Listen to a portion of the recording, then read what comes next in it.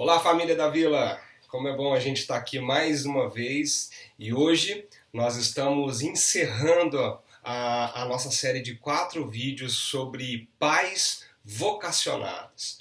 Quando nós entendemos aquilo que nós somos enquanto pai e mãe, não somente como uma responsabilidade em nós, mas como uma vocação, um chamado sobre as nossas vidas. Nós conversamos, nós passamos pelo texto de Deuteronômio 6 e vimos princípios valiosos para a nossa vida enquanto pai e mãe que entendem a sua vocação e o seu chamado na história dos nossos filhos. Como é bom poder olhar para a Bíblia e ter esse tempo de reflexão para entender quem nós somos e o que nós estamos fazendo na vidinha do nosso filho, da nossa filha, como Deus nos deu para que nós pudéssemos criar um discípulo de Jesus, uma discípula de Jesus. Eu queria concluir essa série desses vídeos lembrando primeiramente você por onde nós passamos.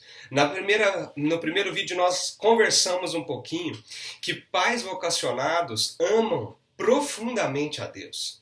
Nós falamos que o primeiro princípio é que Deus esteja como prioridade absoluta em nossos corações, para que nós possamos ter capacidade, para que nós possamos ter condições minimamente necessárias para que a gente possa transmitir aquilo que é prioridade para nós, para os nossos filhos. Mas nós também conversamos que pais vocacionados, eles assumem a sua responsabilidade. Nós não terceirizamos a responsabilidade de sermos pais e mães. Nós assumimos ela e nós fazemos isso com muito afinco, porque nós entendemos que foi algo dado por Deus nas nossas vidas. Além disso, nós falamos que pais vocacionados exercem autoridade. Nós entendemos um pouquinho da autoridade que Deus nos deu enquanto nós somos pais e mães dos nossos filhos, uma autoridade recebida de Deus para que nós exerçamos essa vocação na vida dos nossos filhos. Nós não podemos abrir mão dessa autoridade dada por Deus nas nossas vidas. E para concluir essa jornada, essa conversa, esses princípios tão valiosos na nossa vida, eu queria trabalhar hoje um pouquinho sobre uma característica muito importante nessa jornada de ser pai e ser mãe. É que pais vocacionados também são perseverantes.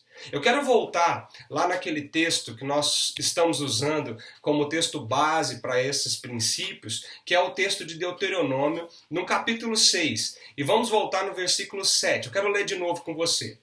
Diz assim: ensine-as com persistência a seus filhos, ensine as palavras de Deus, ensine os princípios de Deus com persistência a seus filhos.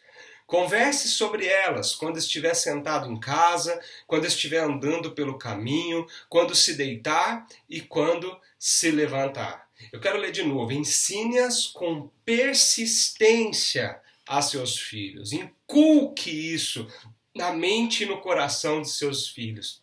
Como? Conversando com eles sobre elas. Quando estiver sentado em casa, quando estiver andando pelo caminho, quando se deitar, quando se levantar. Esse versículo é muito bonito, ele é muito rico. Nós já falamos na semana passada sobre essa palavra persistência, sobre inculcar a autoridade que Deus nos deu para poder transmitir aquilo que Ele quer para as nossas famílias, para os nossos filhos. Hoje eu queria trabalhar um pouquinho essa palavra quando. Percebe o que o autor aqui, quando Moisés escreveu, ele fez questão de mostrar o quando nós vamos fazer isso. Quando nós estivermos sentados em casa, quando nós estivermos andando pelo caminho, quando nós formos deitar, quando nós levantarmos, ou seja, em todos os momentos que compõem a nossa rotina, a nossa vida, aquilo que nós fazemos, também são momentos importantes, muito importantes para que a gente possa conversar, para que a gente mantenha a palavra de Deus ativa no nosso diálogo e os princípios de Deus ativos naquilo que nós estamos ensinando para os nossos filhos. A verdade de Deus se relaciona com tudo na vida. O desafio para os pais é descobrir como usar as situações do cotidiano para ilustrar como amar a Deus em cada uma delas. Nossos filhos, eles não são uma folha em branco como alguns imaginam. Eles não são corrompidos apenas pelo meio que eles vivem. A criança já nasce com uma predisposição ao pecado, ao egoísmo, à autonomia, a ser autocentrada. E isso pode prejudicar muito aquilo que os nossos filhos são ou se tornarão. Então nós vamos precisar de muita persistência, perseverança para nutrir o coração dos nossos filhos com o amor de Deus, sobretudo na infância e na adolescência. É por isso que o quando se repete. Nós não podemos parar. Não é somente um momento, não é somente uma oportunidade, não é somente quando der, é quando estiver em casa, quando não estiver em casa, quando estiver andando, quando se deitar, quando se levantar. Percebe que a insistência de Moisés mostrar que os ensinamentos eles valem para todos os momentos da nossa rotina, dentro e fora da nossa casa, seja no começo ou no fim do dia. O tempo de qualidade que você dedica para o seu filho, para ensiná-lo, para mostrar os princípios e valores do reino, sim, são importantes. E para isso nós vamos precisar de persistência, perseverança. Eu não sei se você sabe, mas no livro Handbook on Children's Evangelism, Lionel Hunt descreve uma ampla pesquisa que mostra a idade em que as pessoas dizem ter tido um encontro com Jesus. Presta atenção nesse dado, quanto é curioso e importante isso. Uma pesquisa com várias crianças, várias igrejas, várias pessoas. E olha só, 0,1%, 0,1% disseram que tiveram um encontro com Jesus lá na infância, antes dos 5 anos de idade, que já estava num relacionamento com Cristo. Isso foi o que a pessoa respondeu.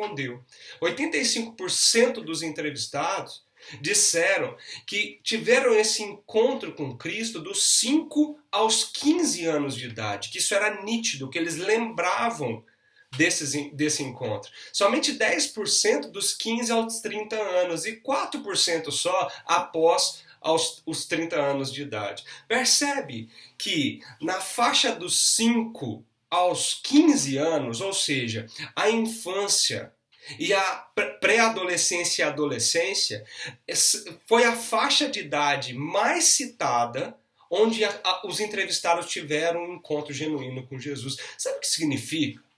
Sabe o que esses quando do texto que nós lemos nos ensinam? É que a educação de filhos é um processo, não é um evento. É uma maratona, não é 100 metros rasos.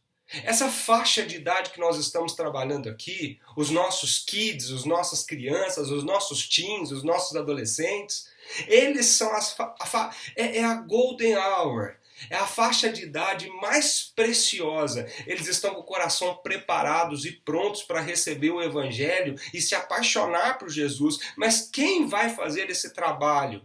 Esse trabalho de entregar o Evangelho, de mostrar a realidade dos princípios e valores da Bíblia? Eu e você. Nós, pais e mães, nós que somos vocacionados para ensinar exatamente isso para eles.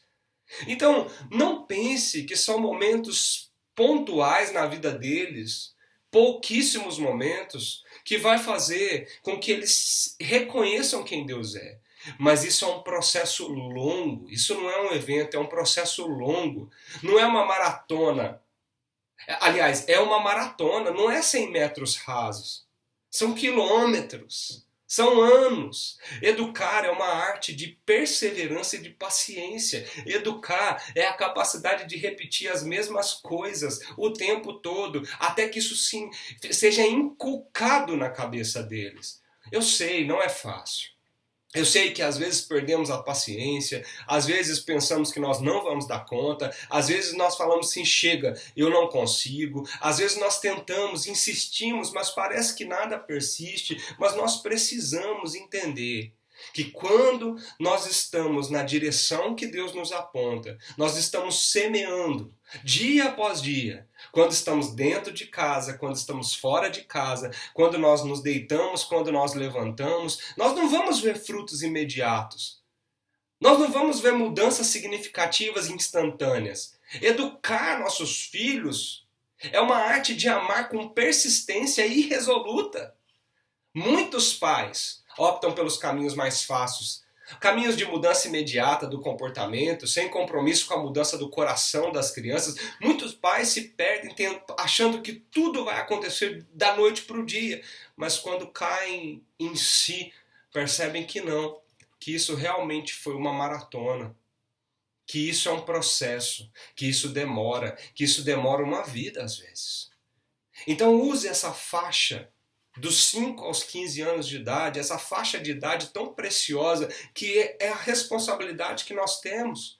E mostre em casa, quando estiver no caminho, fora de casa, quando se levantar, quando se deitar, nós precisamos mostrar quem é Jesus para os nossos filhos. Eu quero retomar o versículo de Provérbios 22. E lembrar que lá fala que nós devemos ensinar a criança no caminho em que ela deve andar. E quando ela for velha, não se desviará dele. Nós devemos ensinar a criança no caminho em que deve andar, no caminho, andando com ela no caminho, estando com ela no caminho, levantando com ela enquanto a vida acontece, colocando ela para deitar enquanto tudo está acontecendo à nossa volta.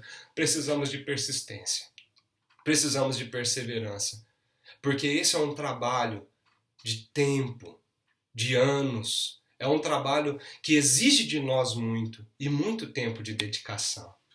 Eu quero retomar aqui o curso que o Pedro Dulce deu no Invisible College, com o título de Entenda Suas Crianças Sem Morrer Tentando. E o Pedro, nesse curso, ele tem uma aula especial, a aula 4, que ele fala assim, eu não sei quanto tempo eu vou precisar. Ele fala de um compromisso de longo prazo com os nossos filhos. É um compromisso que não é imediato. É um compromisso que não dura uma semana, um dia ou momentos pontuais que sobram na nossa agenda. É um compromisso de longo prazo com os nossos filhos, que exige de nós muito tempo, exige de nós muito de nós. Exige muito da nossa agenda, exige muito da nossa emoção, exige muita perseverança de cada um de nós.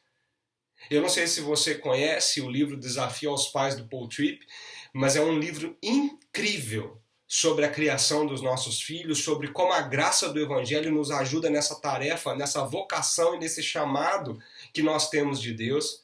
E eu queria ler 3 trechos desse livro, quando Pedro ali no curso, ele ressalta essa questão do tempo, da perseverança e do que nós estamos fazendo enquanto pais e mães nesse processo de criar os nossos filhos. Olha que coisa mais linda e interessante que o Paul Tripp escreve.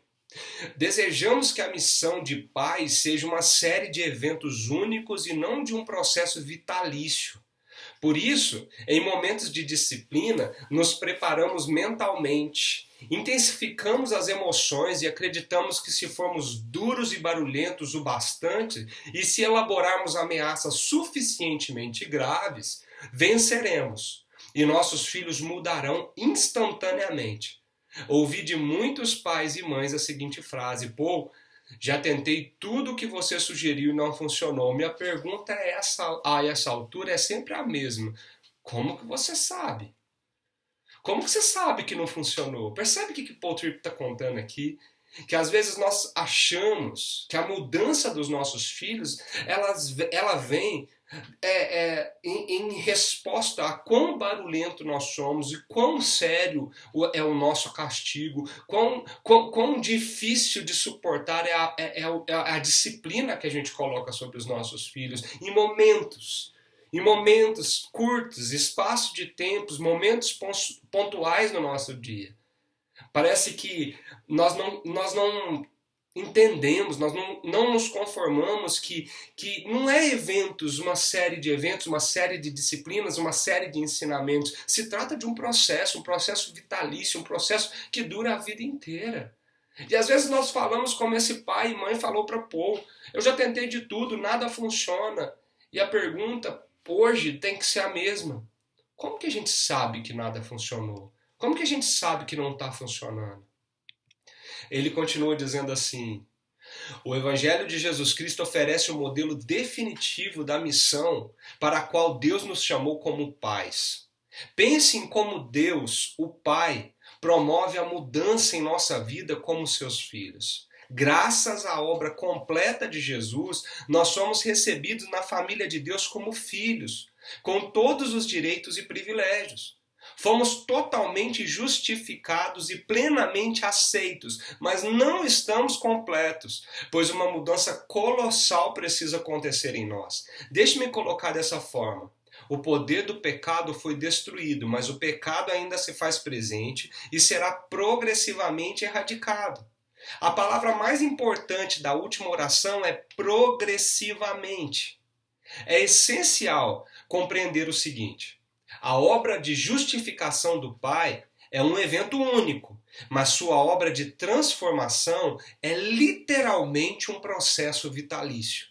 Quando nos justifica, Deus tem total ciência de que está se comprometendo com um processo diário de graça esclarecedora, confrontadora, convencedora, perdoadora, transformadora e libertadora. Se Deus, como nosso Pai, opera nas nossas vidas, paulativamente em um processo vitalício que dura toda a vida, se quando Deus se compromete na transformação do nosso caráter, na transformação da nossa vida, da nossa alma, ele está inserido em um processo de transformação das nossas vidas, por que nós pensamos que os nossos filhos eles aprendem instantaneamente? Por que nós não temos perseverança para participar desse processo de construção do que é ser um discípulo e uma discípula de Jesus na vidinha deles? Nada acontece instantaneamente, mas é processual.